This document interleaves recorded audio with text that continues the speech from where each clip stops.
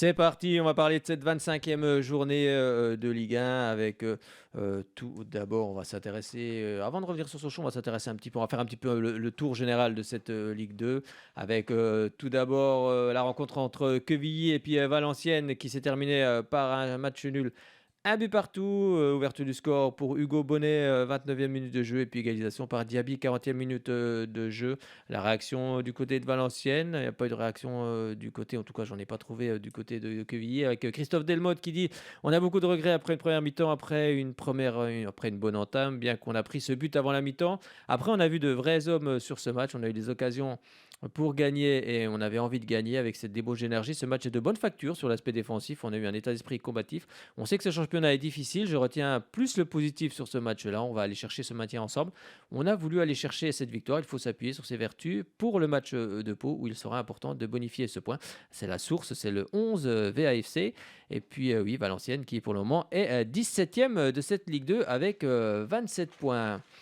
On va s'intéresser aux autres rencontres. On va aller du côté du Stade des Costières et ça, c'est du côté de Nîmes où Nîmes a battu Grenoble 3 buts à 1 avec un doublé pour Moussa Koné, 37e et 58e minute de jeu.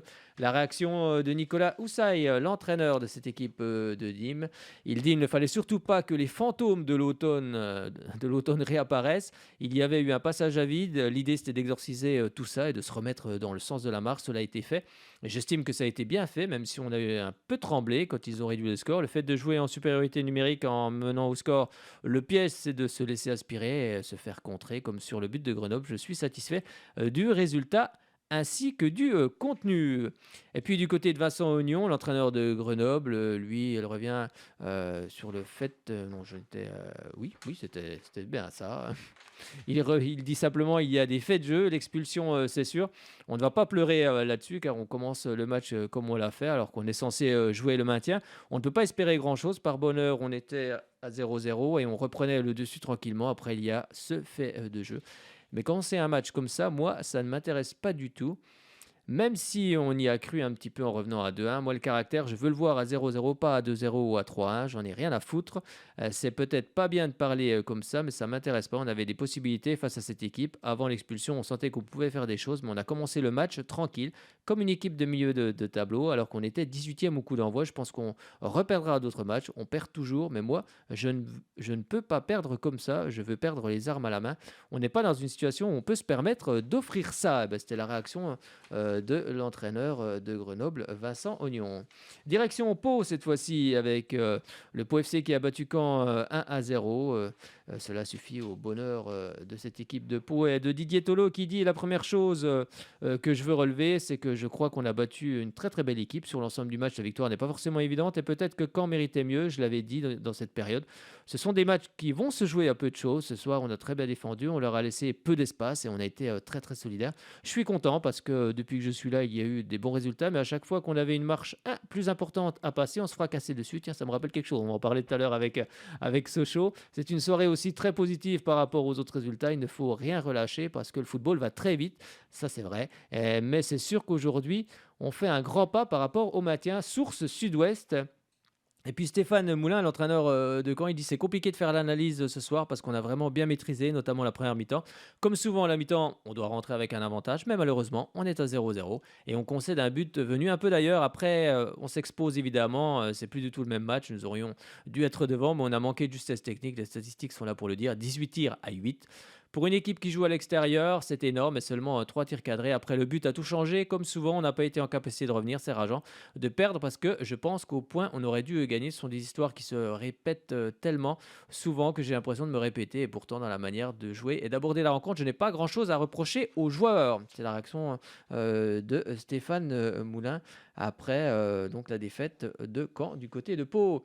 On part du côté de Rodez cette fois-ci avec le match nul entre Rodez et Amiens. On va regarder la réaction de Laurent Perladj chez mon confrère de Centre Presse Aveyron. Il dit: «On a mis du cœur pour continuer en Ligue 2, c'est indispensable. Ce match nous ressemble plus que ceux des dernières semaines. Avec ce que l'on fait, on peut bâtir des choses intéressantes. Il faut être capable de garder cet état d'esprit jusqu'à la fin de la saison.» On n'a pas été payé sur notre première mi-temps, que j'ai trouvé vraiment intéressante. Dans une situation, revenir au score et garder nos disciplines est déjà très bien. Je considère que c'est un bon point. Et du côté de Philippe Inchberger, du côté du courrier Picard, il déclare: «On est toujours entre le marteau et l'enclume contre ce genre d'équipe qui nous attend pour nous contrer. Quand on fait le bilan, on doit gagner ce match. On fait cavalier seul en deuxième mi-temps. On a des occasions pour Tolu, Xantipe et Badji. Sans marquer, on se retrouve à la merci d'un contre. On est frustré du résultat parce que ce n'était pas une rencontre facile à négocier. On prend le but à 10 lorsque Tolu se fait soigner. Je ne comprends pas aussi comment Célestine a pu rester sur le terrain. Il a été très provocateur durant tout le match. Et nous, on a pris 5 cartons jaunes.» C'était l'avis de l'entraîneur du côté de cette équipe d'Amiens. Direction Nancy, cette fois-ci, on va regarder ce qu'ont fait les hommes d'Albert Cartier. Et ils se sont imposés 2 buts à 0 face à cette équipe de Dunkerque, avec Albert Cartier qui déclare: «Cette victoire est méritée sur l'ensemble et le nombre d'occasions qu'on s'est créées. C'est une façon de valider le travail qu'on a fait depuis le début du mois de janvier. C'est pas suffisant, cette victoire ne nous autorise rien du tout. Le prochain match est celui qui est important au Havre. Il y a eu une prise de conscience et une véritable remise en question de chacun. Un match de foot, c'est un mix entre courir, montrer de l'agressivité, être cool avec le ballon, être efficace. On le sera d'autant plus si on est fort défensivement. Si on est solide, on prend de la confiance offensivement.» C'est ce que déclarait Albert Cartier. Et du côté, c'est chez nos confrères de France Bleu Sud-Lorraine. Et puis du côté de l'entraîneur de Dunkerque, il dit simplement: «Je pense qu'il n'y a rien à redire sur la victoire de Nancy, il faut l'accepter. On a eu une semaine un peu difficile avec moins d'intensité à l'entraînement, et je pense que la semaine à 3 matchs à jouer. Physiquement, ça a été dur pour certains joueurs de s'entraîner. On avait fait le pari de faire une grosse entame et on l'a faite, je trouve, sur ces 15 minutes. Il a manqué le jus, l'explosivité. Kevin Rocheteau s'est fait mal à l'échauffement. Peut-être que la marche était haute physiquement. On n'a pas fini nos actions. On leur a donné des cartouches sur ce qu'ils voulaient faire dans la verticalité et la vitesse à ne pas marquer. On s'est ouvert avec des pistons très hauts, ce qui n'est pas dans nos habitudes sur le début des actions.» C'est ce que déclarait l'entraîneur de cette équipe de Dunkerque. Et puis on va passer aux dernières rencontres. Après, il n'en reste plus beaucoup. Après, il y a Niort-Auxerre avec la victoire d'Auxerre. Pardon, du côté de Niort, 1 but à 0. La déclaration chez nos confrères de la Nouvelle République de l'entraîneur de Niort, Sébastien Desabre, qui lui dit: «On a fait un bon match défensif sur la première période. Même si c'est regrettable que l'on donne une opportunité de faire une attaque rapide, ce sont des équipes qui ont de la qualité. On a eu une paire de balles un peu haute, on ne joue pas juste, on se fait punir. On peut être déçu par cette défaite. On a montré en seconde période qu'on avait la possibilité de revenir dans la rencontre. On n'a pas fait ce qu'il fallait parce qu'on n'a pas marqué. La réussite nous fuit en ce moment. Il faut simplement encore faire plus que ce que l'on fait pour inverser la tendance. On a fait un match correct face à une belle équipe du championnat. J'ai trouvé les garçons assez généreux, assez appliqués. On n'a pas eu cette petite folie, ce petit déclic en seconde mi-temps. On mérite un match nul au moins sur ce genre de rencontre. Mais c'est la différence entre Auxerre et Niort. Il faut continuer à apprendre et continuer à travailler pour finir cet objectif du maintien.» Et du côté de Jean-Marc Furlan, vous allez voir, on apprécie, car en ce moment on est un peu dans le dur. Autant on fait une bonne première mi-temps, mais comme on n'a pas de victoire depuis un bon bout de temps, c'est assez logique qu'on se soit recroquevillé en deuxième pour ne pas prendre de but, et on n'a pas été fluide comme d'habitude, avec très peu de conservation et d'opportunités de marquer. Et vous allez voir ce qu'il avait dit aux joueurs, justement, Jean-Marc Fulan. Il avait dit: «Le jour où vous êtes maintenu, je vous invite au restaurant.» Alors maintenant, il me réclame le restaurant à fond, les mecs. Quand tu prends les points du maintien après, t'es léger. Donc j'espère que les joueurs auront cette faculté-là de s'éclater et de s'amuser. Et puis on va maintenant s'intéresser à la dernière rencontre entre Bastia et Dijon, avec pas de but dans cette rencontre, 0 partout. Dans les colonnes de Corse ce matin, c'est Régis Brouard qui dit: «On n'avait pas les moyens de faire mieux. On s'est vite rendu compte que l'on n'avait pas de jambes. Nos phases de transition étaient trop lentes. C'était dur, mais cela reste tout de même intéressant. Il y a quelques temps, on aurait pu perdre ce match. C'est bien de ne pas avoir pris de but face à un tel adversaire. Vu notre situation, c'est un progrès de l'équipe. L'impact est lié à ce problème énergétique. Sur les situations arrêtées, beaucoup de leurs joueurs mesurent plus d'1,87 m. Rivaliser avec ce type de joueur lorsqu'on est fatigué est éprouvant et il faut rester concentré.» Et puis du côté de Patrice Garande, dans les colonnes du bien public, l'entraîneur du DFCO dit: «J'ai retrouvé une équipe au niveau de l'investissement. C'était un très bon match. Prendre quelque chose ici était important, mais c'est surtout la manière qui m'a plu. Bastia avait laissé beaucoup de force dans la bataille après leurs 2 dernières performance. On a pu jouer sur les faiblesses de l'adversaire en étant bien organisé. On a essayé de jouer sur la profondeur, sur les côtés, étant donné que leur piston joue très haut. Il faut qu'on soit comme ça tout le temps. On sait qu'on ne va pas gagner tous les matchs, mais on doit avoir cette attitude à chaque fois. Quand on aura la certitude de gagner, quand on a la certitude que l'équipe aura ses valeurs, on aura fait un grand pas vers l'objectif de remonter. Si ça pouvait générer le début de quelque chose, ben, il en serait ravi. Eh ben, on verra. En tout cas, ça génère quelque chose du côté de cette équipe de Dijon. Et maintenant, on va s'intéresser à la rencontre entre Sochaux et l'AC Ajaccio, avec la défaite des Sochaliens sur un but à la 47e minute de jeu de Mounaïm El Idrissi suite à un débordement de Crasso qui était prêté par Étienne. Et puis Crasso qui est prêté par l'Est Saint-Étienne, qui a fait un déboulé sur le côté gauche de cette équipe de Sochaux. Et puis ensuite, il a fait un bon centre. Et nos deux défenseurs, Pogba, ne se comprennent pas vraiment. Le ballon est mal dégagé. Et puis qui surgit, El Idrissi qui marque le but. Mais je vous propose de revivre ça. Bon, ceux qui étaient au match puis qui n'ont pas envie de revivre la défaite de Sochaux, bouchez-vous les oreilles. Et puis sinon, les autres, on réécoute un petit peu ce résumé chez nos confrères de beIN Sport, commenté par Samuel Olivier et puis Robert Malm, qu'on salue.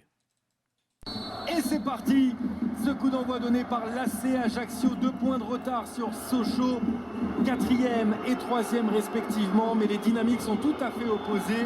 D'un côté des Sochaliens qui n'ont plus perdu depuis 3 mois, de l'autre des Ajacciens qui n'ont plus gagné depuis 4 matchs, qui n'ont plus marqué un but depuis 4 matchs. Mais avant le sprint final, il serait de bon ton de gagner cet après-midi, que ce soit pour les doubistes ou pour les Corses. La jeune garde de l'ACA sera demain à Amiens en 8e de finale de Gambardella. Crasso, ouais, ça c'est un bon ballon pour un joueur formé au club justement, Cheminiani qui est mis en échec. Sacré duel, Anthony Mauricio Diallo. La touche elle est pour les Corses et elle est rapidement jouée. Coutader, finalement la dernière occasion, elle sera peut-être pour l'ACA et l'Idrissi. Au duel, au contact, il est passé, Mounaïm El Idrissi. Pas de faute dans la surface, le centre en retrait, Crasso. Oh, quel geste d'attaquant. Tout près, Jean-Philippe Crasso de marquer son premier but avec l'AC Ajaccio. Il y avait tout dans cette action, tout sauf la réussite.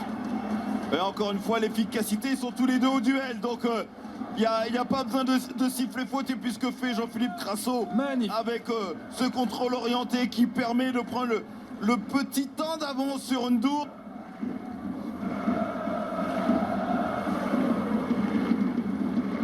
Crasso.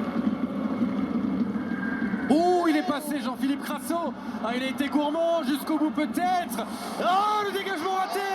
Et la conclusion derrière de Mounaïm El Idrissi pour marquer un but très important dans l'histoire de cette saison. Son deuxième. Mais quel travail de Jean-Philippe Crasso. C'est lui le facteur X de cette équipe. Techniquement, regardez, savourez tout simplement parce qu'il se fait un petit peu bousculer. Il arrive quand même, malgré tout cela, à s'en sortir. Et puis derrière, dans la relance, le ballon n'est pas sorti. Pas entièrement. On est dans la relance. Et puis Ndour Pogba. Oui.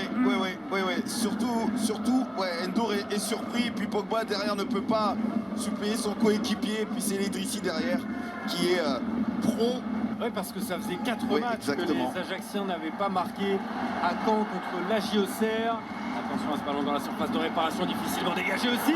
Oh, la réaction! Oh là là, le sauvetage. La réaction sochalienne, Tony Mauricio, et l'arrêt superbe de François-Joseph Solacaro.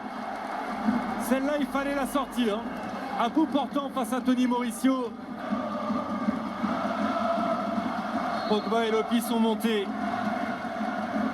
Tony Mauricio, trajectoire sortante, ça a été touché. Oh l'arrêt. Encore Solacaro infranchissable cet après-midi. Virginus à bout portant avait le but grand ouvert sur cette déviation de Joseph Lopi, me semble-t-il.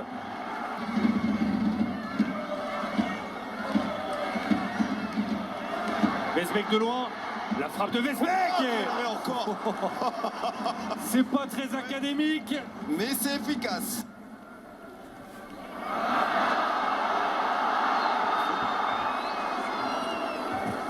Oh. Attention, la couleur du carton, c'est rouge. C'est rouge pour Yanis Cheminiani. Sa faute, j'en suis certain, est involontaire, mais le jeu est considéré par Thomas Léonard comme dangereux. Alors c'est un carton rouge.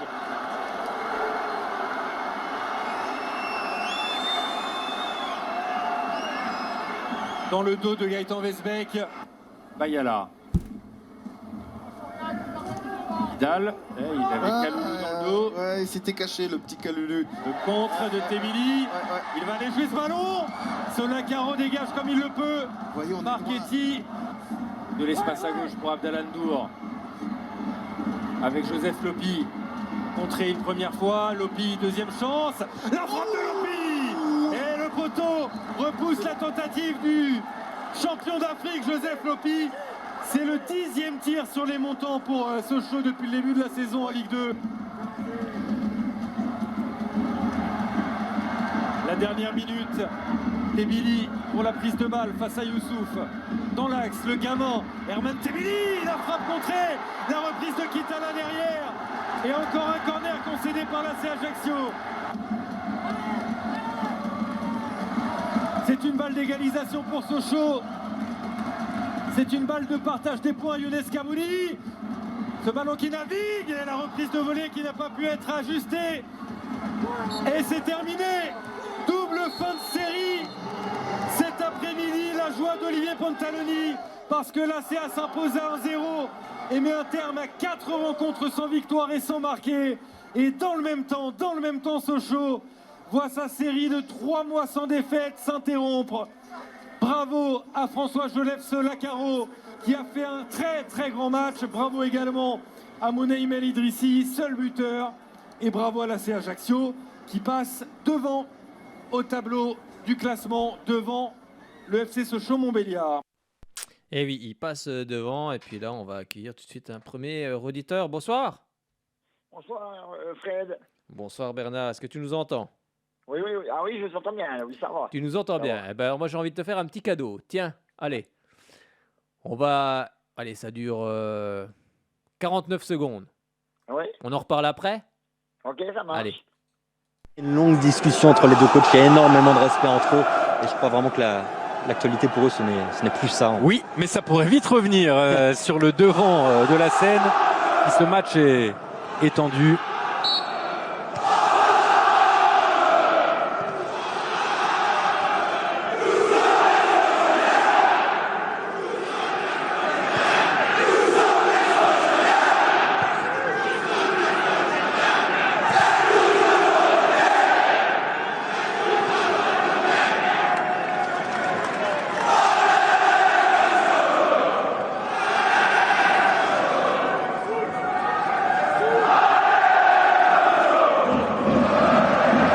Ça fait du bien de retrouver le stade Auguste Bonal dans cette ambiance. Une longue discussion entre les deux coachs. Il y a énormément de respect entre eux.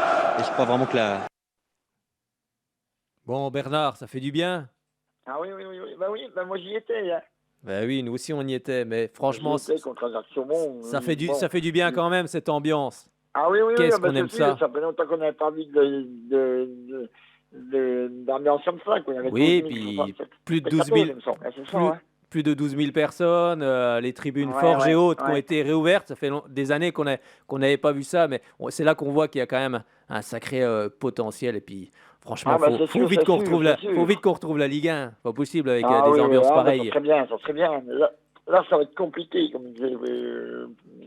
Tout est compliqué. Tout est compliqué en Ligue 2. On va au Paris FC, ça va être dur. Hein. Oui, mais ça va être dur à tous les matchs. C'est pour toutes les équipes. Plus on va se rapprocher de la fin, plus ça va être dur pour tout le monde. Oui, c'est sûr. Mais l'important, c'est de garder ce mental. Et puis là, c'est vrai que c'est un match où on a vu qu'une équipe d'Ajaccio très costaud. Nous, on fait une erreur des défenses, ça pardonne pas. C'est vrai. Oui, mais sur il passe les deux défenseurs, quand il refait le crochet, le ballon il sort. Hein. Non, apparemment, il n'est pas complètement sorti. Complètement. Moi, j'ai regardé 3 fois le ralenti sur Twitter. Apparemment, il est peut-être pas sorti complètement. Pour moi, il n'est pas complètement. Pas complètement. Moi, je dirais qu'il y a plus des 3 quarts sortis, quoi. Oui, mais il y a encore un quart, donc c'est valable. Ah ouais, non, mais donc c'est valable. Après, moi, ce qui m'a gêné dans cette partie, on va dire, le reproche que je fais peut-être aux Sochaliens, voilà, il y a toujours des critiques positives et négatives, c'est j'attendais un petit peu plus de pression dans cette première mi-temps, dans cette première période. On était chez nous, on est à domicile. Je pense qu'ils ont trop, ils ont un peu tout regardé. Bon, après, Oui, tout le monde s'est un peu observé, les deux équipes se sont un peu observées, mais je pense que c'était aussi peut-être à Sochaux de mettre un petit peu plus d'impact parce qu'on jouait au stade Auguste Bonal, en plus poussé par le public et on a vu en plus que quand Sochaux mettait un petit peu de pression sur cette équipe d'Ajaccio, elle était capable de la déstabiliser, donc on va dire ça a ronronné pendant cette première période où il aurait peut-être fallu mettre peut-être un petit peu plus d'impact, ce qu'on a vu en deuxième période d'ailleurs. Mais il a fallu qu'on soit mené au score et c'est souvent comme ça, on réagit après être mené au score et ça serait bien qu'on mène un petit peu au score avant. Ah oui, non, mais... Après, je sais pas ce que tu en penses, je sais pas ce que tu en penses, mais... Oui, non, mais je suis tout à fait d'accord avec toi. Comme il disait Hervé Blanchard, le money time. Mais là, ça n'a pas marché. Bon, après, voilà. Après, ça ne va pas marcher à chaque fois, le money time. Hein. Ouais, non, ça ne peut pas marcher tout le temps non plus. C'est vrai qu'il y a de la frustration, parce que sur l'ensemble du match, il y en a quand même 11 tirs. Hein.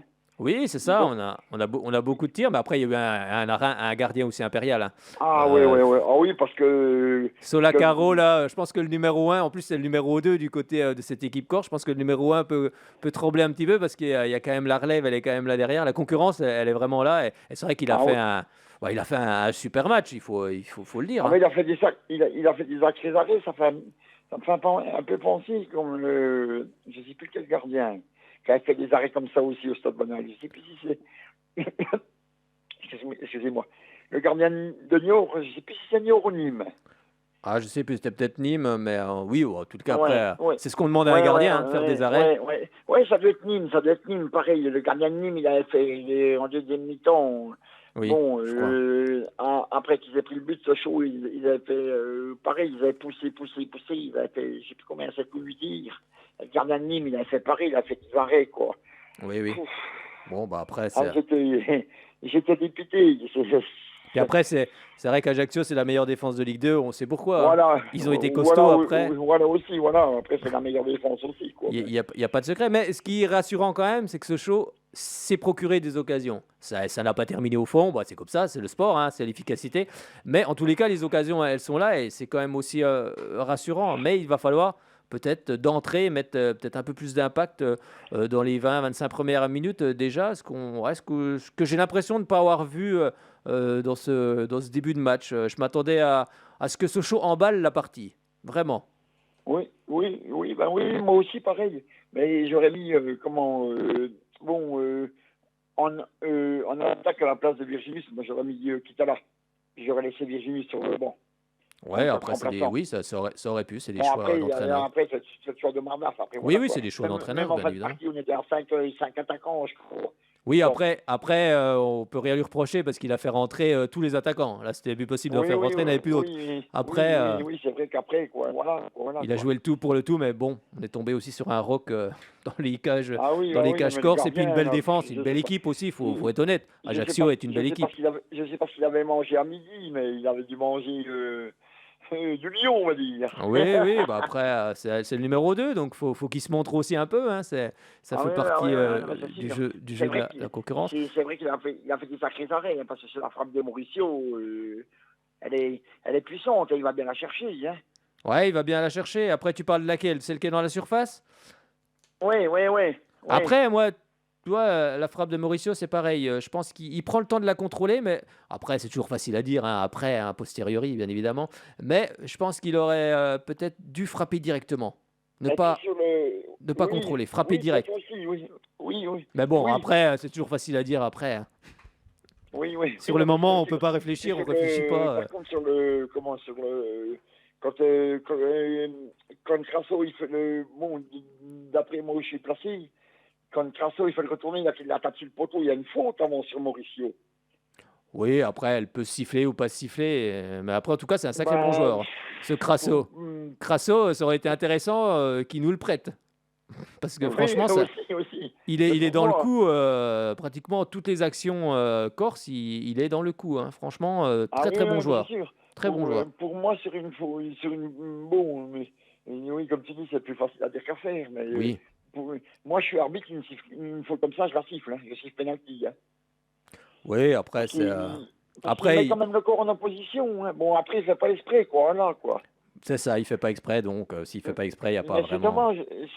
c'est dommage le but qu'ils prennent, parce que la mésentente entre Ndour et puis Pogba, hein, de toute façon, Pogba, sur le match-là, je ne le sentais pas trop, parce que en première mi-temps, il avait déjà failli faire une ou deux boulettes comme ça. Bah, il avait plus son partenaire, voilà, Aneba, qui était trop juste, blessé aux adducteurs. Comme il a dit, l'entraîneur, il a senti une Oui. douloureuse adducteur, et puis on préfère le garder pour le Voilà, parier, après le match de Grenoble, il a ressenti quelque chose d'adducteur et c'est vrai que ça servait. Bon, c'est vrai que c'était un gros match, mais c'était pas la peine de jouer ce match-là et puis qu'il se blesse après tout le reste de la saison parce qu'on aura encore besoin d'Ismaël Aneba en défense centrale, c'est une certitude. Mais par contre, sur le côté droit, Joseph Lopez en défense, il était bon, je l'ai trouvé bon. Oui, mais il a déjà joué à ce poste-là, hein, c'est pas la première fois. Oui. Moi, je l'ai trouvé bon. Quoi. Après, Christophe Diédiou, je l'aurais peut-être mis, après c'est pareil, hein, je l'aurais peut-être mis en défense centrale et j'aurais fait avancer un petit peu Joseph devant, mais bon, après, ça c'est des choix pareil. On est tous un peu entraîneurs, sélectionneurs. Et puis, il y en a un qui a manqué au milieu, c'est Dokuto. Ouais. Ah, ça c'est vrai, je l'ai dit à un moment du match, j'ai dit, tu vois, là il nous manque un... J'étais avec mon petit neveu, d'ailleurs, ne me cache pas, il était à côté de moi, d'ailleurs il commençait à être très mordu. Hein. Mon petit neveu commençait à être très mordu de Sochaux, et puis je lui disais, bah, tu vois, ce qui manque là, il manque un Maxime Dokuto, quelqu'un qui percute, qui est capable d'effacer des joueurs, tu vois, parce que on sent que cette équipe d'Ajaccio, par moment, avec des joueurs un peu vifs, rapides, un peu comme Tony Mauricio, mais qui en est plusieurs comme ça, il y a moyen quand même de déstabiliser un petit peu cette défense corse. Oui. Mais bon, c'est comme ça. Je pense qu'on aurait eu Dokuto et puis Mauricio, je pense qu'on aurait pu gagner quand même. Ben voilà, c'est comme ça, c'est l'histoire d'un match. Dokuto, il nous a manqué au milieu, il nous a manqué parce que les trois quarts des appels de balles sur l'aile droite qui vont jusqu'à Mauricio, en général, c'est Dokuto qui les donne. Hein. C'est ça. Bon, on ira gagner au Paris FC avec c'est vrai qu'au Paris FC, ça ne va pas être simple. Ça va être un match à huis clos, c'est pas impossible pour Sochaux. Oui, et puis Sochaux peut battre le Paris FC sans problème. Il n'y a pas de... quand je suis rentré samedi soir, j'ai regardé Guingamp Paris FC. Oui. C'est vrai que Guingamp, après on reçoit Guingamp, je crois, il me semble. Hein. Oui, c'est ça, on reçoit Guingamp le 5 mars. Guingamp, ça joue aussi, hein. Oui, bah, de toute façon, toutes les équipes vont jouer. Hein. Toutes les équipes jouent. Et puis, il marque un beau but au Paris. Oui, c'est ça. Puis, plus on va se rapprocher de la fin, plus les équipes vont pas vouloir descendre. Hein, donc, elles vont se battre sur le terrain. Ah, bah, c'est sûr. Donc, des équipes qui sont en tête vont perdre des matchs. Tout le monde va perdre des matchs, va en gagner. Donc, ça va être un mano-mano jusqu'à la fin. Et justement, il faut toujours être dans ce petit wagon pour ne pas être décroché, en fait. Toujours avoir un peu d'espoir. Après, c'est sûr... on est quatrième, parce qu'on sert à gagner, je crois, 1-0. Ouais, c'est ça. Après, j'ai regardé sur les réseaux sociaux, c'est vrai que les supporters étaient déçus. Certains disaient, avait des mots quand même assez durs. Mais bon, moi, je trouve que quand même, l'arbitre a été quand même un peu pour Ajaccio quand même. Hein. Oui, après... Parce que bon, pour un arbitre... il n'a pas tapé dans la main, mais il a mis comme un coup de poing au gardien. Moi, je trouve que ça ne fait pas trop. Ça ne fait pas trop, quoi. Bon, après, ça les regarde. Après, il ne faut pas miser que sur l'arbitre. Il faut miser sur l'équipe. Si tu dois gagner... Il n'a pas été bon quand même. Si tu dois gagner le match, si tu as l'équipe pour gagner le match, tu dois gagner le match. Oui. Donc, faut pas... Bon, c'est vrai qu'en première mi-temps, on aurait dû percuter plus que ça. Moi, je m'attendais à plus d'intensité, quoi. Oui, moi aussi, plus d'impact, qu'on leur rentre dedans, tout simplement, qu'on rentre dans l'adversaire, c'est le jeu. On a perdu beaucoup trop de ballons au milieu, hein. Oui, c'est ça. En première mi-temps. Hein. Bon, en tout cas, c'est comme ça. Bon, on ira. En première mi-temps, on a eu chaud aussi. Ils ont tapé combien ils tapent 2 fois le poteau, je crois, il me semble. Hein. Oui, c'est ça. Ils tapent 2 fois le poteau, mais c'est vrai qu'on n'a pas eu de chance. Quoi. Ouais, c'est comme ça, on ira se récupérer du côté du Paris FC. Merci beaucoup, Bernard, d'avoir appelé ce soir. Oui, mais il n'y a pas de souci, je vous rappelle lundi prochain. Exactement. Avec la victoire de Sochaux au Paris FC. Voilà. Et puis, comme a dit Omar Doff, il a dit les 3 points qu'on a perdus à Bonal, il faudra les récupérer au Paris FC. Exactement, il faut déjà se tourner, dès le match terminé, il faut déjà se tourner vers le Paris FC, c'est le prochain match, et puis c'est 3 points. En conférence d'après-match. Hein. Comment ?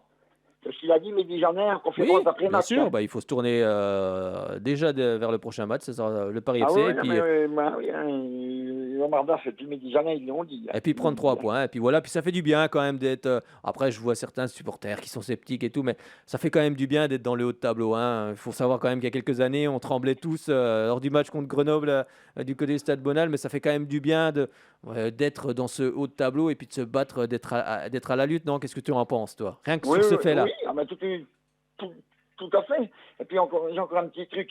C'est vrai que sur le match de Grenoble, moi je trouve que le carton rouge de Couteau est sévère quand même. Il est un peu sévère, c'est vrai, on est d'accord. Il Je y a, suis assez d'accord. il y a action de jeu, mais je trouve qu'à vitesse réelle, il joue le ballon, quoi. Il fait pas exprès, quoi. Oui, c'est ça. Après, c'est l'arbitre. Pour- L'arbitre Pour en moi, a décidé ça autrement. mérite un jaune. Bon, il a pris qu'un match, tant mieux pour nous. Oui. Bah, ça veut dire Il a que la pris qu'un faute n'était match, pas. c'est pas plus mal, quoi. Cela veut dire que la faute n'était pas non plus hyper Voilà, sévère. voilà, c'est ce qu'il disait Omar Daf. Il a dit, bon, il a pris qu'un match, la faute n'était pas volontaire, quoi, on va C'est dire, ça, quoi. voilà, tout à fait. Eh ben, merci beaucoup, Voilà, Bernard. Et puis, on se retrouve donc lundi prochain avec la victoire. Eh ben, il n'y a pas de souci, c'est Allez, bon. Et on puis, commande il y a la le victoire. Sochaux. On commande la victoire chez Deliveroo, Uber Eats, bref, chez tout le monde. On commande la Voilà. victoire et puis il nous la livre. Pas de souci, on la prend. Merci beaucoup, Voilà. Bernard. Bonne Ben, soirée, bonsoir, merci. bonne semaine. À bientôt. Merci de même, au revoir, à lundi. C'était Bernard, fidèle auditeur des Jaunets Bleus, qui était présent au Stade Bonald parmi les 12 000 supporters dont on a entendu tout à l'heure. Et puis moi, je vous propose d'écouter Joseph Lopi, qui revenait de la CAN, champion d'Afrique. Joseph Lopi, qui était interrogé par nos confrères de Beansport. Tout simple, j'ai une question toute bête. Comment ça va? Est-ce que tu as réalisé? Est-ce que tu es retombé sur terre là après ce mois complètement dingue? Tu es champion d'Afrique. Ouais, j'en rigole encore quand on me le rappelle, mais ouais, je pense que je commence à réaliser maintenant avec un peu de distance et les images que je revois. Donc on réalise un peu plus, mais bon, là on est obligé de redescendre de notre nuage parce qu'on a des échéances importantes, on a un match important, donc le nuage, on redescend et puis on revient. Ouais, on revient sur terre un petit peu pour être plus sérieux, être concentré parce qu'il y a des échéances importantes qui nous attendent avec le club aussi. Qu'est-ce que ça représente pour toi? Ce que tu as vécu là, c'est le meilleur moment de ta carrière? Bah, de très loin, parce que c'est extraordinaire quand même, une nation de foot comme le Sénégal qui avait jamais gagné la CAN, qui la gagne la première fois et je fais partie de cette aventure-là. C'est un truc qu'il faut vivre pour le comprendre. Je rigole parfois avec des potes en leur disant tu peux pas expliquer à quelqu'un ce que ça fait d'être papa. Il faut être papa pour le savoir. Ouais. Et c'est exactement la même chose. Il faut le vivre pour comprendre ce que ça fait. Je sais que tu as suivi de là-bas les résultats de ton équipe. Tu en as même réveillé un jour Sadio Mané. Tu peux me raconter cette anecdote? Alors, c'est le match, il me semble, contre Caen, quand on perdait 2-0 à la mi-temps. Et j'étais à table, je regardais le match. Et du coup, j'ai fini le match dans la chambre. Et au moment où on revient à 3-2, bon, j'ai hurlé un petit peu, mais ça allait à 2-2, pardon, et à 3-2, là, je me suis lâché. Le lendemain, j'avais plus de voix et j'ai crié tellement fort, sa chambre était à côté. Le lendemain, il me dit, mais tu m'as réveillé, je dormais, mais pourquoi t'as crié comme ça? Je dis, bah, je lui explique le match et tout, il me dit, ah ouais, je comprends mieux, mais j'étais comme un fou, Et oui, Joseph Lopi, champion d'Afrique. Surtout à Joseph, on a tous hurlé quand Sochaux a mis ce troisième but face à Caen. Donc, plus grand monde n'avait de voix. Mais ce soir, on a quelqu'un d'autre en ligne. Je crois que c'est Luc. Bonsoir, Luc. Oui, salut Fred, salut tout le monde. Est-ce que tu nous entends bien déjà? Oui, ça va. Bon, bah c'est parfait. Bon, alors, on va revenir sur cette défaite de Sochaux face à l'AC Ajaccio. Quel est justement ton regard sur cette partie? Eh ben, pour moi, il y a des choses bien sûr négatives. Déjà d'une, la défaite.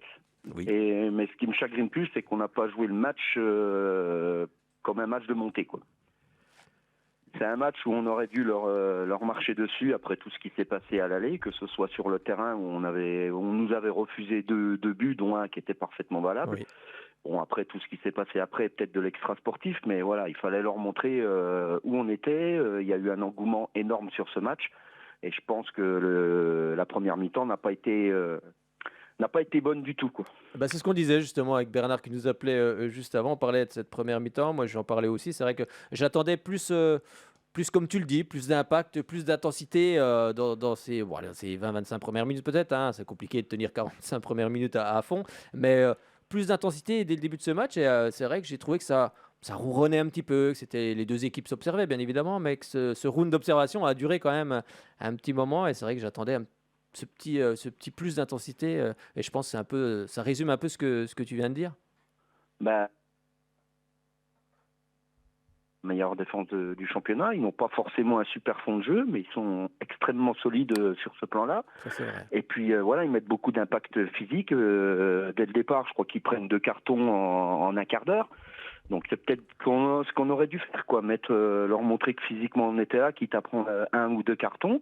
Et puis les mecs se seraient dit, merde, aujourd'hui c'est Sochaux, ça va pas être du gâteau. Et je pense qu'Ajaccio a joué tranquillement, sans qu'on ait pu faire quelque chose. Alors l'équipe de départ alignée, avec une défense aussi solide, mettre tout seul Kalulu devant, ça me paraissait très très compliqué d'apporter du danger devant le but, quoi.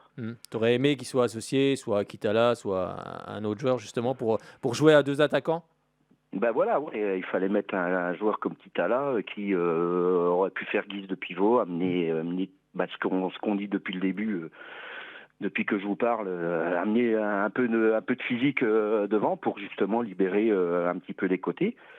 Parce qu'Ajaccio a vite compris d'où venait le danger. Ils ont serré Mauricio pratiquement à 2 tout le match. Ouais. Donc effectivement, on n'a pas eu le rendement qu'on aurait voulu, quoi. Donc ça, c'est vraiment mon regret qu'on n'ait pas joué ce match comme un match de montée, quoi. Et c'est vrai, comme tu parlais... Alors après, c'est bien, on a réagi. Oui, il y a eu des changements qui ont été faits. Effectivement, après les changements, on a vu un tout autre visage de Sochaux, mais je pense que le mal était fait, puis leur gardien a sorti 3 parades phénoménales, quoi. Oui, c'est vrai qu'il sort 3 parades, mais c'est vrai que je vais revenir sur les cartons jaunes, comme tu disais au départ. C'est vrai que moi, quand j'ai vu que Ajaccio prenait beaucoup de cartons jaunes, je les ai trouvés déjà un peu nerveux. Après, je me suis dit, à mon avis, ils vont pas finir la rencontre à 11. Bon, c'est ce qui s'est passé. Mais c'est vrai qu'on a senti une équipe d'Ajaccio, moi j'ai trouvé au début un peu nerveuse, et je me suis dit, tiens, c'est peut-être le moment où il faut appuyer un petit peu sur l'accélérateur, parce que dès qu'on a vu que Sochaux appuyait, tu l'as dit, en seconde période sur l'accélérateur, on a senti que cette équipe d'Ajaccio, avant qu'il se retrouve à 10, pouvait être déstabilisée. Et c'est vrai que ça laisse un petit regret quand même. Même un petit regret, même un gros regret. Oui, un gros regret. Je trouve qu'en ce moment, au-delà de... C'est qu'une défaite, il n'y a rien qui est joué. Oui. Même si je pense que pour la montée directe, il faut pas oublier, on ne sait jamais, Paris peut avoir un faux pas, quoi. Je sais pas. Bon, je pense qu'on est à notre place entre la 3e et la 5e place. Mais après, moi, ce qui me chagrine, c'est qu'on fait que de réagir plutôt que d'agir. Oui, c'est ça. On attend. Sochaux a souvent été mené cette saison et puis a réagi après. En fait, c'est pas souvent qu'on a ouvert le score ou qu'on a tenu un score. Et c'est vrai qu'on a tous tendance à réagir, à être en réaction en fait. Exactement, quoi. Bon, on va s'imposer au Paris FC cette fois-ci. Il faut quoi. Après, on n'a rien à perdre. Hein. Bien sûr. Mais bon, faut surtout pas perdre là-bas si on veut avoir un infime espoir de monter directement, quoi. Oui, c'est sûr qu'une défaite... Après, on aura, je pense, encore 3 matchs très compliqués à jouer, c'est-à-dire à Auxerre et contre Toulouse, voire un déplacement à Niort où c'est jamais simple de gagner. Mais après, le reste, on doit faire le taf. Et il faut que Omar ose un peu plus sur le terrain. Parce que je pense qu'il y a eu beaucoup de gens qui sont venus par rapport à tout ce qui a été dit toute la semaine. Et il fallait du monde, il faut les encourager. Mais je pense qu'il y a beaucoup de gens qui vont peut-être dire, tant pis, ce ne sera pas cette année, donc on ne reviendra pas au stade. Peut-être voilà, aussi. Je pense que si on avait perdu le match en ayant vraiment osé tout tenter dès le début, peut-être que ça aurait été différent, quoi. Mais là, je trouve que la prestation n'a pas été celle qu'on attendait, quoi. C'est vrai, ça laisse un regret. Ça laisse un regret, c'est certain. Bon, merci beaucoup, Luc. Merci à vous. En tout cas, on a eu une superbe ambiance. Il faut quand même le souligner aussi également. Très belle ambiance. Tout le match. Et on sera toujours là. Moi, je fais partie de la tribune Nord, même si j'étais pas au match pour des raisons professionnelles. Oui, bien sûr, on peut pas toujours être là non plus. On sera toujours là. Et puis c'est ce qu'il faut. Ouais. Il faut aussi être là dans les moments compliqués, quoi. Ouais, non, mais c'est vrai que cette ambiance, ça a fait plaisir, ça a remis du baume au cœur, même si, bien sûr, il y a toujours des choses à redire sur un match, mais franchement, cette ambiance, ça a fait du bien, et puis ça ça nous donne envie d'aller à l'étage supérieur et puis d'avoir des ambiances C'est comme ça, ça toutes les exactement. semaines. Franchement, on a envie de ça, quoi. On l'a encore vu, 12 500 personnes en Ligue 2, dans un stade, bon, pas plein, mais quand on a revu les latérales, les forges qui étaient rouvertes, hein, voilà, l'anneau du haut, franchement, ça fait du bien. Bah, ça fait plaisir et puis ça montre quand même quelque part que les gens n'attendent plus grand-chose pour revenir au Bah stade. bien sûr, donc moi je leur dis, revenez au stade, venez encourager cette équipe, car bien sûr, dans les moments compliqués, cette équipe, elle aura besoin du soutien du public, parce que c'est Oui, puis le bon, douzième homme. moi je relativise aussi. Bon, on a tous envie de revoir Sochaux en Ligue 1. Bien Aussi, sûr. puis voilà, quand on voit le classement, il manque pas grand-chose. Chaque fois, il manque un petit truc qu'on rate souvent. Oui. Mais bon, je me dis, il y a 3 ans où on était, le club a failli Exactement. disparaître. Voilà, chaque année, il y a une Exactement. progression. Mais bon, avec la refonte des championnats, on se dit que c'est vraiment cette année qu'il faut tout faire pour monter, quoi. Non, mais c'est vrai, tu as mis le point sur un truc. C'est vrai que moi, après, j'ai regardé les réseaux sociaux, les commentaires. Après, il faut se rappeler aussi qu'il y a une période qui a été plus que compliquée. Après, l'équipe, elle s'est reconstruite. Après, les dirigeants avaient dit top 5 cette saison. Ils n'avaient pas forcément parlé de montée, ils avaient dit top 5. Mais c'est sûr qu'on a toujours, on se prend à rêver également. Mais ça fait quand même du bien d'être dans ce haut de tableau et puis d'être Tout à la fait, lutte, ouais, même tout à fait. si voilà, tout n'est pas parfait, bien évidemment. Ah, ça, on pourra pas toujours on sera toujours exigeant, donc Bien oui, sûr. ça pourra pas être parfait tout le temps, quoi. L'exigence, ça fait avancer, comme on dit. Exactement. Eh ben, merci beaucoup, Luc. Et puis à très bientôt Merci ici. à vous. Bonne soirée à tout le monde. Merci, bonne soirée et bonne semaine. À bientôt.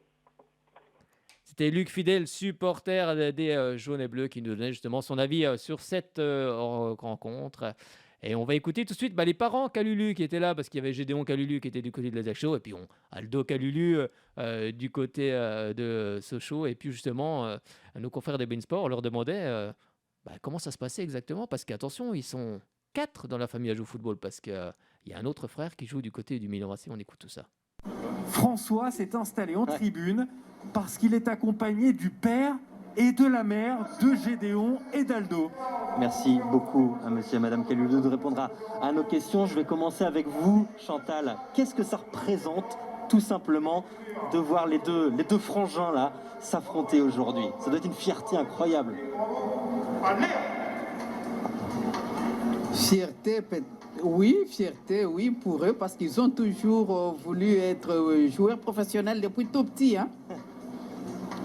Et je peux dire qu'ils y sont arrivés. Alors, ils ont les félicitations de la maman. Hein. Forcément. C'était impossible aujourd'hui de ne pas venir à Sochaux pour les voir.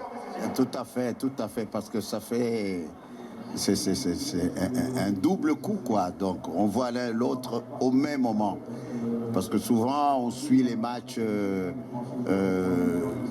d'une façon séparée. Par exemple, quand il y a Gédéon qui joue samedi, un autre joue lundi. Mais là, c'est une occasion de le voir tous au même moment et au même endroit. Ouais, c'était presque inévitable d'être là. Comment vous organisez vos week-ends? Gédéon qui joue, Aldo qui joue, Pierre qui va jouer ce soir avec le Milan. Il y a aussi le petit également qui joue à Saint-Priest. Comment vous faites? Vous regardez, tout tourne autour du football. À la longue, c'est devenu presque... On a eu l'automatisme. Parce que ça fait plus de 20 ans qu'on est derrière les tapis verts. Vous aimez ça? À force, il faut aimer. Hein. Ah oui, forcément. Et ça nous manque quand on n'arrive pas à le faire. Mais c'est rare. Depuis plus de 20 ans, c'est toujours nos week-ends sont organisés comme ça. Et dernière petite question, Aldo est le plus grand. Alors ils sont tous pros, mais Aldo est le plus grand. Est-ce qu'Aldo joue toujours son rôle de grand frère auprès des autres? Alors il les laisse se débrouiller et grandir à leur manière? Jouer le rôle, oui. Et même les autres se réfèrent à lui. Ils lui posent des questions qu'ils aimeraient poser. Et Aldo, ils sont... bon, c'est la modernité. Ils ont des communications par téléphone, par les messages, par tout ce que la technique leur permet d'avoir. Ils ont des sites qui sont toujours, qui les mettent toujours en contact. Et c'est ainsi que aujourd'hui, Pierre Claudette, Joseph, tous, ils savent qu'on est ici et ils vont suivre le match. Merci beaucoup. Je vous demande pas qui vous supportez, j'imagine personne aujourd'hui. Voilà. Les deux. Pas personne, mais les deux.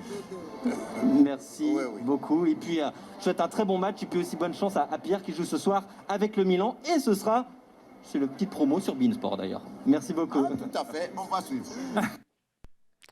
Très sympa cette interview de chez nos confrères de Beansport pour la famille Kalulu où vous avez compris, il y a plusieurs. Voilà, il y a Pierre Kalulu qui joue du côté du Milan AC et puis le petit dernier également qui joue du côté de Saint-Priest. Oui, Fred. C'est un peu comme l'autre frère, comme les Pogba d'ailleurs. Oui, c'est ça, Sauf que là, ils sont plus nombreux, donc forcément pour suivre tous les matchs, pour la famille Kalulu, ça doit être un petit peu. C'est déjà compliqué. pas mal entre le championnat de France et le championnat d'Italie, c'est déjà pas mal. Hein. Exactement, donc c'était très sympa. Il était lyonnais avant d'être au Milan. C'est ça. On va maintenant regarder, on va surtout pas regarder parce qu'on n'est pas à la télévision, on va surtout écouter l'entraîneur Omar Daf qui était également chez Beansport après cette rencontre. Merci Omar, merci de répondre à nos questions. L'analyse tout simplement d'un match perdu mais dans lequel Sochaux n'a pas grand-chose à se reprocher finalement. C'est très frustrant. C'est clair qu'on avait réussi à mobiliser beaucoup de monde autour de cette équipe. Et cet après-midi, on est très déçus parce qu'on peut s'en vouloir qu'à nous-mêmes aussi, parce que je pense que sur cette première mi-temps, il y avait un faux rythme qui s'est installé. On aurait dû l'emballer un peu plus. Voilà, on a allumé ça un peu tard à mon goût. Et derrière, il y a un gardien qui a fait les arrêts qu'il fallait pour maintenir cette équipe d'Ajaccio dans le match. Une fois encore, vous avez dû jouer en étant mené. Oui, après c'est l'expérience aussi, c'est la maturité. Il faut qu'on arrive à gérer ce genre d'événements. On avait réussi à créer de l'engouement, beaucoup d'espoir. Maintenant, il reste encore beaucoup de matchs. Merci beaucoup. De matchs. Je pense sur le contenu, on a essayé de rester fidèle à nos principes. Ce soir, on est très déçus, mais on va continuer. Je voulais juste remercier nos supporters qui se sont déplacés en masse, qui nous ont soutenus jusqu'au bout. Voilà, on va remettre ça. Vous avez des supporters très bruyants là-bas. Et ça doit faire chaud au cœur. Merci beaucoup, Omar. Merci à vous. Bien sûr qu'on est très bruyant au Stade Bonal, on nous entend, surtout vous avez entendu pendant cette partie. Donc c'était vraiment très sympa, bravo à tout le monde pour cette superbe ambiance. On va écouter également le gardien, quand même François-Joseph Solacaro, qui a été élu homme du match et qui a reçu le trophée du célèbre entraîneur Alex Dupont. Il a été impérial dans les cages de cette équipe d'Ajaccio et surtout c'est le deuxième gardien. On l'écoute. Encore doublement mérité. Eh bien, on va revoir quelques arrêts de François-Joseph Solacaro. Il va lui-même les commenter. Il est avec François pour la remise du trophée. Bravo pour ce trophée d'homme du match. Et dites pas trop de bêtises, Sam Roby, parce qu'il vous entend. Il y a un haut-parleur, il entend tout ce que vous dites. Ouais, mais j'assume. Alors c'est vrai que lui-même, je pense, nous le dira. François-Joseph, c'est vrai que par moment, on n'a pas senti des arrêts très académiques, notamment avec celui du genou. Mais quand on a que le réflexe à un moment donné, c'est un geste juste, tout simplement. Ça finit par un geste juste. C'est ça exactement. En plus, je la vois partir très tard. Elle flotte un peu, donc j'essaie de me mettre mon corps derrière et essayer de la sortir de n'importe quoi, l'essentiel. Comme un hockeyeur sur glace. Exactement.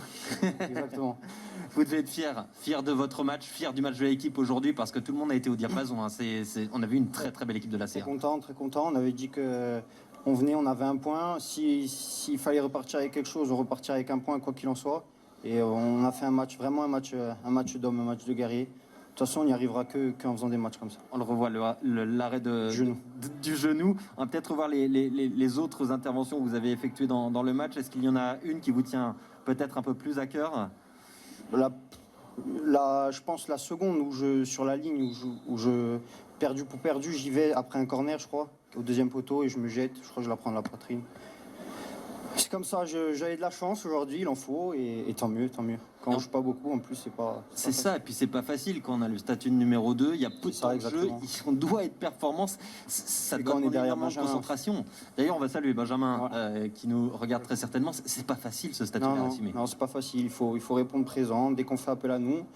La semaine dernière, j'étais un peu fautif sur le but, donc je me suis dit, bon, c'est le moment de te rattraper. Donc ça m'a souri, tant mieux.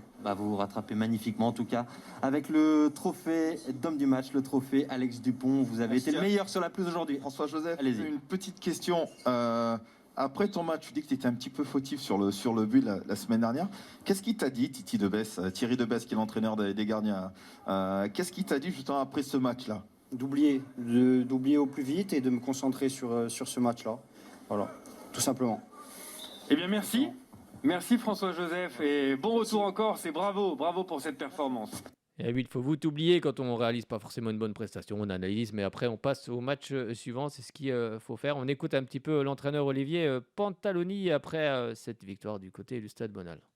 Merci Olivier de répondre à nos questions et bravo pour ce match tellement abouti aujourd'hui de la Serre. Un vrai match d'ACiste, des guerriers, de l'efficacité, un super gardien dans les buts qui est habituellement le numéro 2. Presque le match parfait. Oui, c'est vrai qu'on a eu du mal. On savait que Sochaux entamait bien les rencontres, donc pendant 20-25 minutes, on a eu du mal à mettre un jeu en place. Et puis après, petit à petit, quand ils ont relâché un petit peu le pressing, ça nous a donné un peu plus d'espace. On les a gênés par des ballons profonds. On a 2 grosses occasions en première mi-temps. On n'arrive pas à concrétiser. Et puis on a le bonheur d'ouvrir le score rapidement en seconde mi-temps. Derrière, ça a été une lutte, mais on a vu les efforts qu'ont fait les joueurs.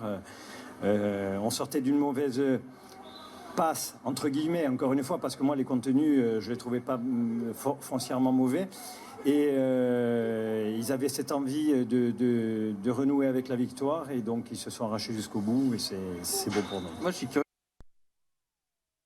C'était l'entraîneur corse Olivier Pantaloni. Eh bien, on va refermer cette page Ligue 2 et puis on va parler un peu de National 2, National 3, quelques résultats en Coupe Bourgogne-Franche-Comté au football. Puis après, on parlera handball et puis un petit coup de basket avec Mister Frédéric Fitch. C'est à toi. Les Ajacciens, ils reçoivent Rodez ce week-end. Donc, au C'est ça. passage. Et Sochaux va au Paris FC. FC, voilà, donc, Match à huis clos, je le rappelle. Alors attends, oui, j'ai Paris pas... FC, oui. Attends, je vais donner quand Donne même... les programmes, Non, mais je vais et donner le quand même le classement, programme. surtout. Oh là là, le programme de la 26e journée avec à 15h le samedi 26 février, Paris FC Sochaux. À 19h, Le Havre-Nancy, AC Ajaccio-Rodez, comme tu disais, Valenciennes-Pau FC, Guingamp-Niort, Caen-Bastia, Auxerre-Quevilly, Amiens-Nîmes, Dunkerque, Dijon. Et puis lundi prochain, ce sera donc Grenoble-Toulouse à 20h45. Et ce soir, il y aura Toulouse-Le Havre à 20h45 pour la fin de cette 25e journée. En tête, Toulouse 48 points, deuxième Paris FC 48 points également. L'AC Ajaccio 45 points, 4e Sochaux 44, 5e Auxerre 42. En bas de classement, on retrouve Grenoble, Dunkerque et Nancy avec 25, 24 et 20 points. Meilleur buteur, Gaëtan Charbonnet, l'Auxerrois avec 13 buts. Égalité, ils sont tous à 13 buts, on va tous les citer. Mendy de Caen et puis Reiss Ellet du côté de Toulouse avec 13 buts. Vas-y Fred. Alors, on va passer à National 2. T'as pas la National 1 plutôt aussi avant, non? National 1, juste pour vous dire... brièvement, parce qu'on est un peu pris par les temps. Pour vous dire, il faut que je la retrouve. Là, mon cher Fred, tu me poses une colle. Je vais peut-être regarder, je la donnerai après, autrement. Vas-y, commence, je te dirai après qui est en tête. Bon, National 2, c'était la 19e journée. Dans le groupe B, Belfort recevait l'équipe de Seine-Saint-Denis de Bobigny. C'est Olivier Pantaloni qui revenait. Non, c'est bon. Excusez-nous. On a perdu une fois. On a perdu 2 fois d'ailleurs parce qu'on avait perdu là-bas. Non, on va pas perdre une 3e fois. Ah non, j'espère pas. Bon. Enfin bref, donc l'ASM Belfort recevait Bobigny et ce sont les Parisiens et les Franciliens qui se sont imposés du côté du stade Serzian 2-1. Au classement, les Belfortins sont 12e avec 20 points et la prochaine journée aura lieu le 5 mars puisqu'ils ne joueront pas ce week-end où les Belfortins se déplaceront en Picardie du côté de Saint-Quentin. Dans le groupe C, du Jura Sud s'est déplacé du côté de Toulon, donc dans le Var, où les Toulonnais se sont imposés 2-1. Au classement, Jura Sud est 8e avec 26 points. Et quant à la prochaine journée, Jura Sud se déplacera du côté de la réserve de l'OM. On va passer à la National 3. Il y avait 3 matchs en retard ce week-end. Morteau-Mollebon recevait le FC Vadin-Versel. Ce sont les Mortuaciens qui se sont imposés 2-0. Le CA Pontarlier se déplacer du côté de Guignon. Ce sont les Forgerons qui se sont imposés 3-0. Quant à Grandvillars qui se déplaçait du côté de Monceau, ce sont les hommes d'Hervé Jeunet qui se sont imposés 2-0. Et oui, très belle passe pour Hervé Jeunet et Grandvillars qui après le match nul contre Racing la semaine dernière, ils continuent sur leur lancée. On va parler des 32e de finale de la Coupe de Bourgogne-Franche-Comté où le FCSM, la réserve du FCSM s'est inclinée au tir au but face à Belfort Sud. 5 tirs au but à 4. Vesoul s'est imposé du côté du Héricourt 2-1. L'US Saint-Vite s'est imposé du côté du Grand Besançon Foot 3-0. Le Racing Besançon s'est imposé du côté de Saint-Jean-de-Laune 3-0. Selongé s'est imposé du côté de Fauvernay 5-1. Et la réserve de Dijon a battu Garchizy 2-0. Et Paron a battu les Orisiers 5-0. C'était ce qu'on pouvait dire sur les 32e de finale de la Coupe Bourgogne-Franche-Comté. Ouais, j'ai pas tout donné, mais il y a d'autres matchs pour le 12 Vous mars. allez sur le site de la Ligue et puis vous aurez bien évidemment tous les résultats, car il y aura les autres donc 32e de finale qui se disputeront. Je vais y arriver. Donc le Besançon 12 mars. Foot en fera partie. C'est tout ce qu'il y avait, Fred? Non, j'ai encore la journée de ce Allez, samedi. vas-y, on t'entend. Où le t'écoute Besançon plutôt. Foot recevra le Saint-Apollinaire, un match que nous suivrons bien évidemment. Ensuite, il y aura le derby du Haut-Doubs entre le CA Pontarlier et Morteau-le-Bon. Granvilla recevra Guignon. Jura de Loire recevra Racing Besançon dans un match au sommet, on peut dire. Où tu y seras, où tu Bien filmeras, sans doute, j'espère. Puis de ton côté, tu iras au Besançon Foot qui recevra Je peux pas me Saint-Apollinaire. couper en deux. La réserve du SC Sochaux-Montbéliard recevra la réserve de Dijon. Et Vada-Anversel ira du côté de Selongé. C'est tout, mon cher Fred? C'est tout. Et C'est tout pour le foot, en gros. Ah oui, on parle un petit peu handball avec l'ESBF. Les filles de l'ESBF, c'était la Coupe d'Europe qui se déplaçait du côté de Sola. Bon, un match qui ne comptait pas pour grand-chose, puisque les filles de l'ESBF sont déjà qualifiées pour les quarts de finale de l'European League. Donc, bravo encore une fois à elles. Elles se sont, comme je disais, inclinées 34-27. Sabrina Zazaï, meilleure marqueuse de cette rencontre, avec 8 buts sur 11 tirs tentés. Et donc, on verra le prochain tirage au sort pour cette équipe de Besançon. Il y aura un match de championnat pour la 17e journée en LFH, en Ligue Butagaz Énergie. Ce sera ce dimanche à 16h du côté du Palais des Sports Gagny-Yalouz, où les filles de l'ESBF rencontreront l'équipe de Nice, où nous serons bien évidemment. Et puis, j'espère que vous y serez aussi. D'ailleurs, il y aura des places à gagner sur la page Soyons Sport, en collaboration bien évidemment avec Shalom Besançon. Et puis, du côté de Palante, la série continue. Match en retard, c'est en National 1 féminine. Du côté de Strasbourg, c'est la victoire 33-22. En tout cas, Palante est bien parti pour la division 2. Pour la réserve de l'SBF, ça a été un petit peu plus compliqué dans le derby face à Dijon. Défaite 37-11. Et puis des victoires également chez les hommes pour en National 1 masculine, avec tout d'abord l'équipe de Belfort qui s'est imposée, puis l'équipe du CS Vesoul également. Et puis en Pro League, défaite du Grand Besançon de handball du côté de Tremblay où ils ont retrouvé l'ancien entraîneur du GBDH, Dragan Zovko. Mais c'est une défaite des Bisontins avec un trou d'air de 5 minutes qui a été compliqué pour les hommes de Benoît Guillaume, qui se sont donc inclinés et qui sont en 13e position du classement de Pro League, et qui recevront surtout ce vendredi à 20h15 du côté du Palais des Sports Gagny-Yalouz, où nous serons également l'équipe de Billière, et il faudra absolument s'imposer. D'ailleurs, ils sortaient d'une victoire juste avant le déplacement à Tremblay. Et donc, on espère qu'il y aura encore une belle victoire dans une superbe ambiance, car maintenant, il y a vraiment une très très belle ambiance du côté du Palais d'e-Sport, avec l'UFR Staps, il me semble. C'est les jeunes de l'UFR Staps qui viennent, qui mettent l'ambiance, et franchement, ça met le feu. Voilà, c'est génial. Donc, si vous ne connaissez pas encore l'ambiance, prenez vos places, et puis rendez-vous vendredi prochain à 20h15 du côté du Palais des Sports Gagny-Yalouz. Un mot de basket, où nous étions également ce vendredi pour suivre le Bezac, qui était opposé à Orchy. Défaite 69-64, mais le plus important, c'est que le Bezac soit maintenu en National 1 masculine pour la saison prochaine. Eh bien, on va refermer cette édition. Allez, on a dépassé de 2 minutes. Fred, je te souhaite une bonne semaine, une bonne soirée déjà, une bonne semaine, et puis on se retrouve sur les terrains ce week-end, il me semble. Ce week-end, oui. Eh bien, très bien. Tu seras du côté du Jura d'Aulois Racing, et puis moi je serai du côté... Un match important en plus. Un match très important, et puis moi je serai du côté du Besançon Football, qui recevra Saint-Apollinaire au stade Léo Lagrand, juste après une victoire de Sochaux Paris FC. Bref, ça sera une belle soirée. Allez, j'espère aussi. On va se quitter là-dessus sur la crinière du lion de KLX. D'ailleurs, vous pouvez retrouver tous ces morceaux un petit peu sur YouTube si vous voulez un peu l'écouter. KLX, allez, on termine avec ça, la crinière du lion.